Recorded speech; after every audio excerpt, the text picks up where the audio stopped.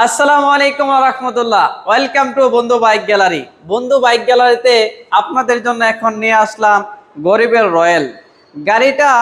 লুকসটা একটু দেখেন, একেবারে একটি মডিফাই গাড়ি। মানে এত সুন্দর বাইকটা আর এত কম দামে আমরা এখন দিয়ে দিব, আপনি কল্পনা করতে পারবেন না।